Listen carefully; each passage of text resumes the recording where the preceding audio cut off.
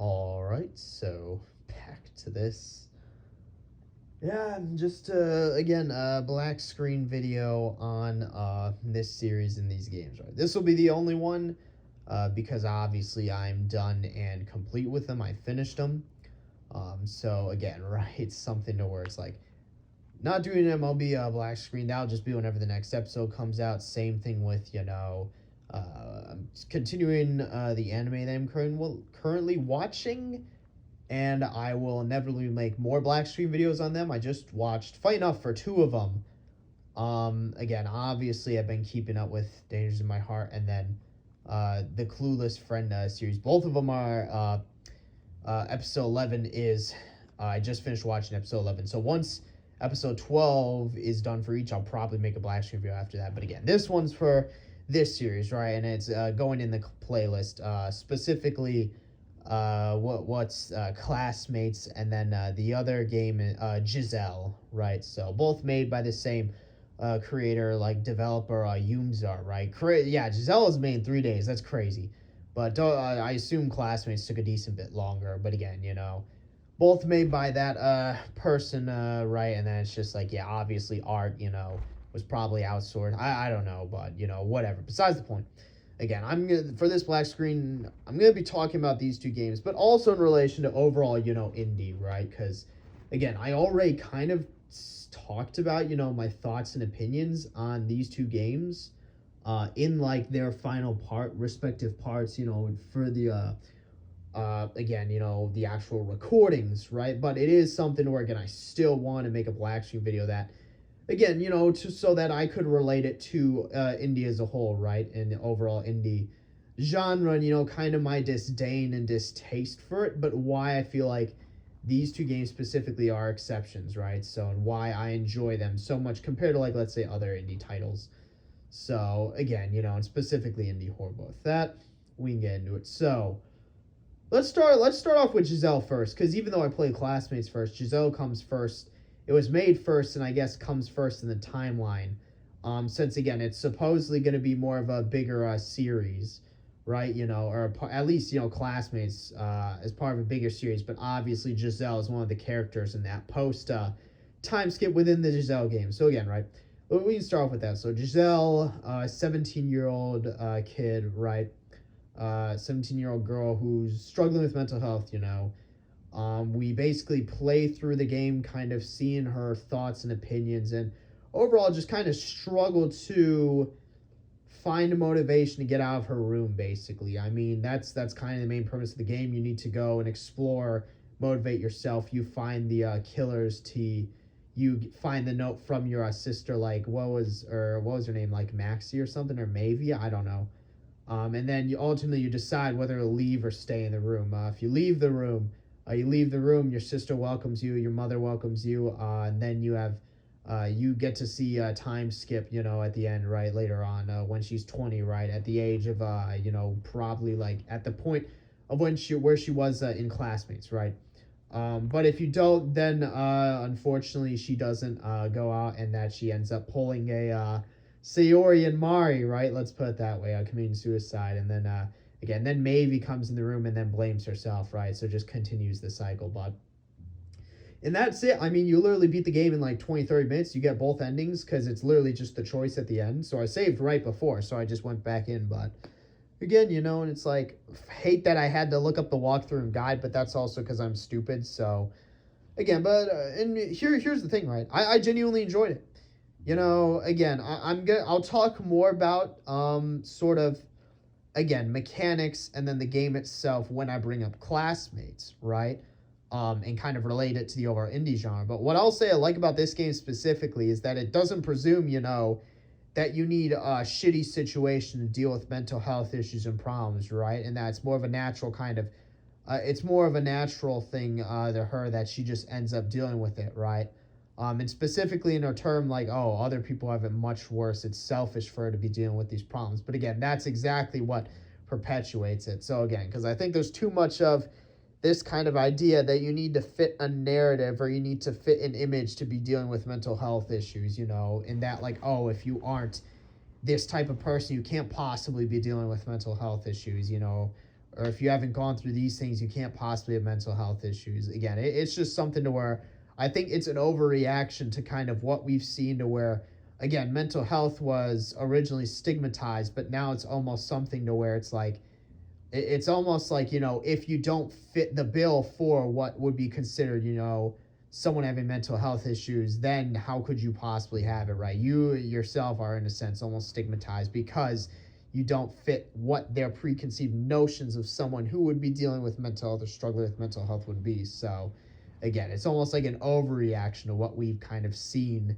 in the past, because it's like, I talk about, I kind of went through some mental health stuff, I'd say, like, freshman year or sophomore year of college going into the start of junior year. And then I'd say that would be more like adult, or like I don't want to say grown up because I'm only 23, but that'd be more like, I guess, mature kind of mental health problems, I'd say, and issues. And then I kind of went through some stuff on middle school and early part of high school, like freshman and sophomore year. But that's like, more kid, like, or I don't want to say kid, but it was more like a less mature kind of mental health stuff. But I had a pretty good grasp on it overall, because I think I do pretty good when it comes to my mental health. So it wasn't anything too extreme, wasn't anything, I lost sleep over. I didn't even need to like see a therapist or anything. But I took care of it, right? So, but something to where I've had a pretty good childhood. I talk about this, pretty stable family relationships, right? No real issues, at least within the immediate family. Extended family, different story, but immediate family, is fine, right? No real family issues there, relationship issues. Again, no real again, I talk about this now that I'm 23 and I've learned more about, finance and long-term planning. I'm realizing my parents were pretty terrible with finances, right? They I don't know if it's they don't know, or that they just didn't care, or like weren't really super concerned with long-term financial stuff, but they did pretty bad when it, like, thinking about that, right? So there were no financial issues or problems, in the sense that, oh, we always had food on the table, always had stuff to eat. We were never really limited, I guess, by finances. But yeah, they're just, now growing up, I know that, oh yeah, they were just pretty bad with finances, right? Like if I were in their position, like, I'd say my parents, they're pretty, I don't want to call them wealthy, but they're definitely well off, like upper middle class. Not like wealthy class, though, I'd say. Definitely not like, freaking like rich 1% type stuff. But I'd say upper middle class, like pretty well off. But if I were in their position, I'd probably be like a millionaire. Like, I don't, this isn't me tooting my own horn. It's just now knowing what I know about like long-term financial planning and stuff like that. They did a pretty poor job. But of course, can't complain, because me going through my childhood, right, there were never really any financial problems, right? It was just them being inefficient and inoptimal, but obviously did not impact my childhood whatsoever. So no real problems with that. But people would look at me and say, oh, how can you be dealing with, like mental health problems when you've had like a perfect life? And it's like, that's like exactly the type of reason, people like go through that shit, is because, again, it's like you feel as though, what would you call it, like specifically with Giselle, it's like I'm selfish to go through this because of like everything I have. And it's like, again, it's just, I appreciate that they took that approach, as opposed to like make a freaking like backstory where it's like, oh, her entire family's dead, she's lives this shitty fucking life, and she's dealing with these issues, because I feel like that's too overdone, right? Not say that's bad, it's just I really appreciate the approach that they did, because it's different specifically because of that, right? It's not this, traumatic thing, it's just her going through it, and that's what they look at in the game. So, again, and I talked about that during Giselle. But that's the main thing with that, and main thing I appreciate that. Now moving on to classmates, and, overall, again, classmates, right? That's about, you play this character named June, right? Find out who's friends with Giselle. We know frickin', at this point, this is post-time skipping to Giselle, so she's 20 years old, psychology major, right? Versus June is 23-year-old chemistry major, right?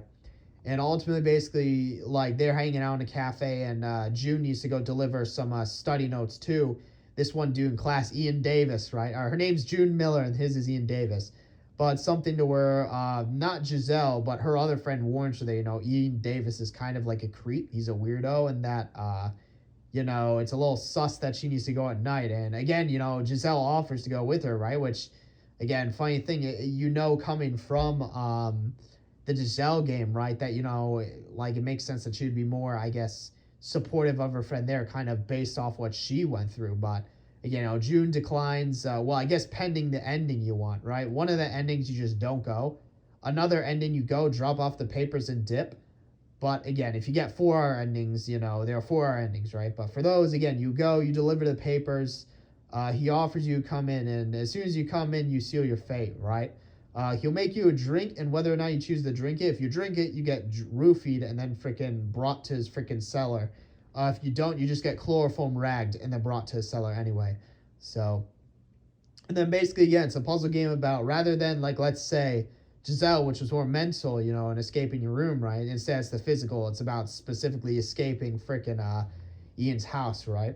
Again, the interesting thing there, though, and what I liked about this game and what it did was we actually get somewhat of a funny enough, we have zero backstory on June. We don't know who June is. Granted, if it was Giselle, we would have known based on our own game, but we don't know who June is. Like, funny enough, out of any character in that game, June's probably the one we have the least amount of info on. We have a pretty decent backstory and info about Ian's family. So we know, again, his dad married his wife, had Ian. The wife somehow passed, or they just divorced, remarried into Aries' her Aries Petrova or whatever, right? Married her family, right? Maybe she already had Aries, right? And then ultimately, because her mother's name's like Alia or something, or no, it's is it Anna? I don't know. Or Emma? I think it is Alia. She ended up killing herself right before the wedding. But again, so that just left Ian's dad with the 2 kids. So we don't know if the dad was the reason why she killed herself, or what, right? But after he kind of went off the deep end, like apparently installed some shit into the windows, probably hadn't been treating Ian right, given that Ian turned out the way he did, right? Again, we know he killed at least 5 people, right? Did the same thing to 5 people they did to June. It's just pending on the ending, June was able to escape it. And we know he was talking to someone on the phone that wasn't his dad. So again, but the interesting thing there being, again, we get all that backstory in his family. And then again, pending the ending, you either die or you kill him.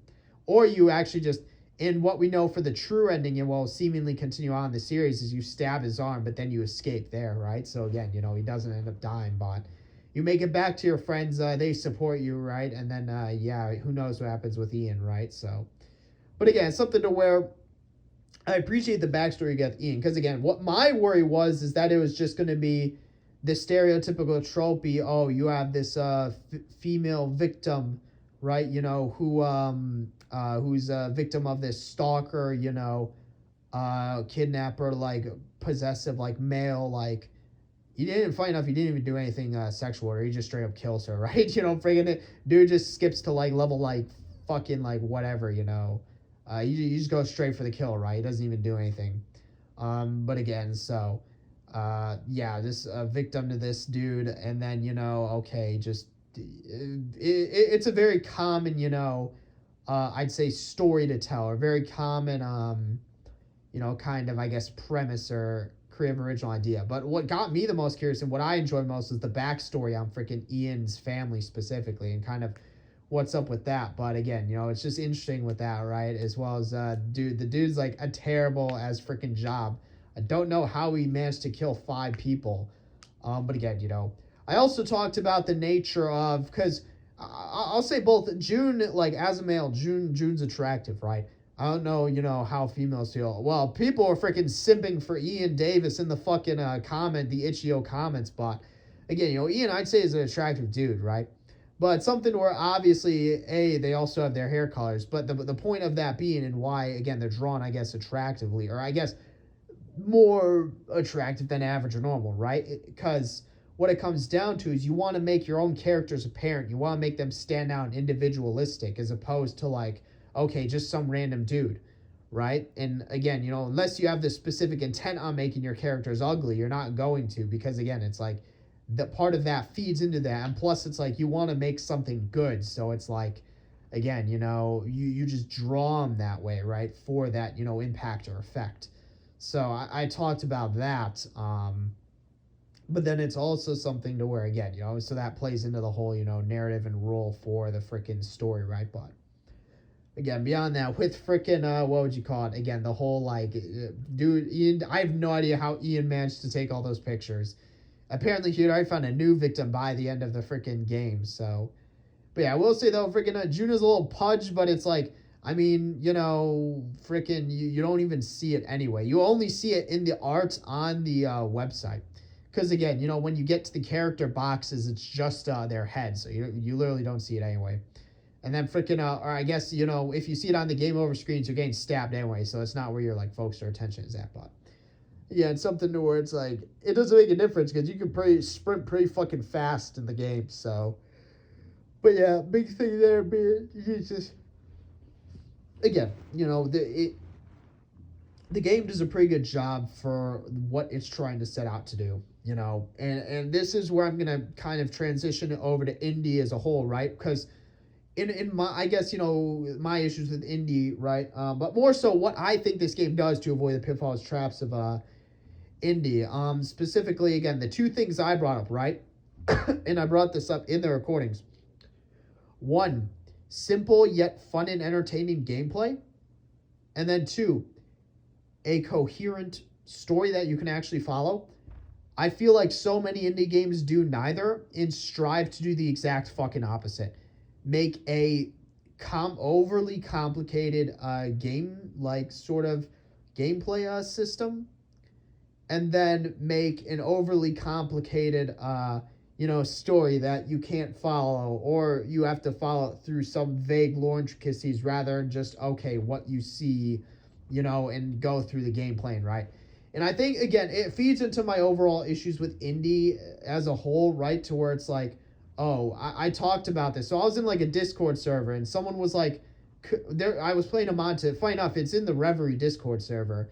Someone was, again, I played Reverie on this channel like probably like 7-8 months ago.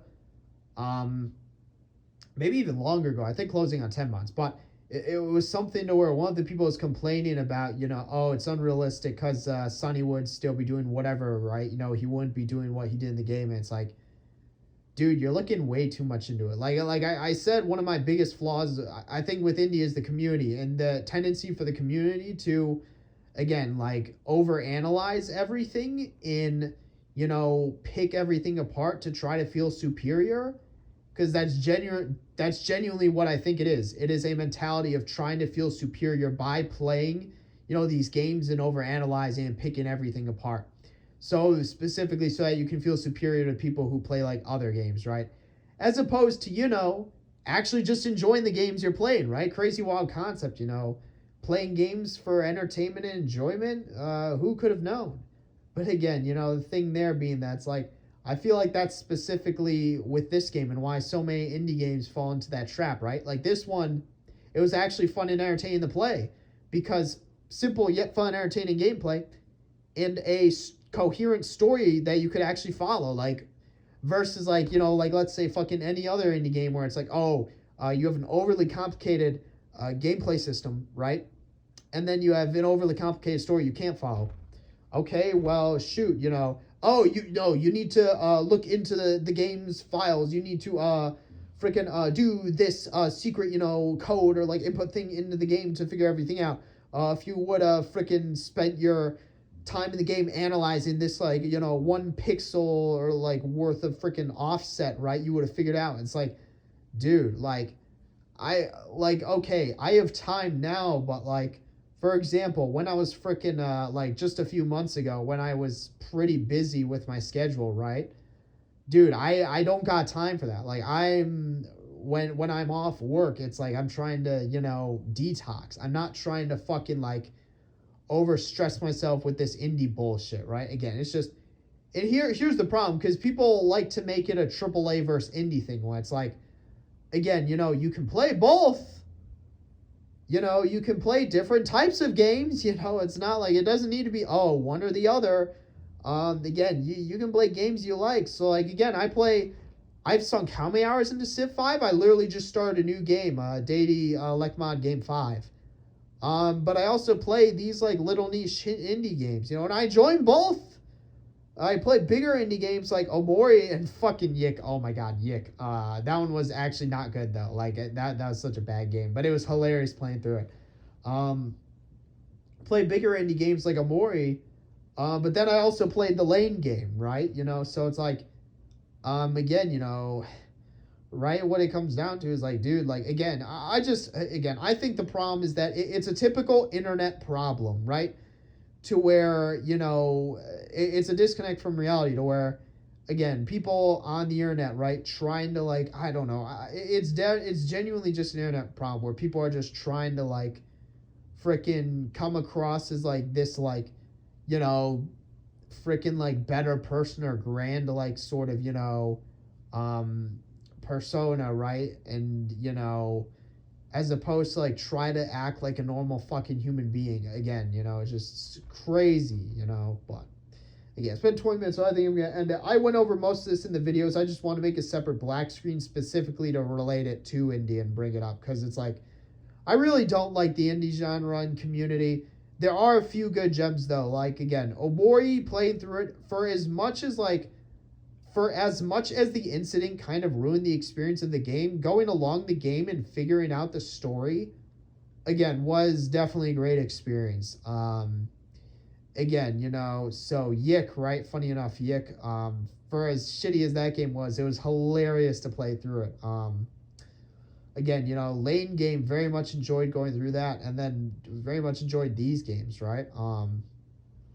But again, it's just something to where, yeah, I mean, I play games to enjoy them, have entertainment, good fun, right? I feel like I have a pretty good outlook on that, and I just feel like so many people are, like, destroying and ruining their gaming experience just for, like, internet points of some sort. I don't know, whatever, but I'm just getting to here. I don't really have anything else to say about that.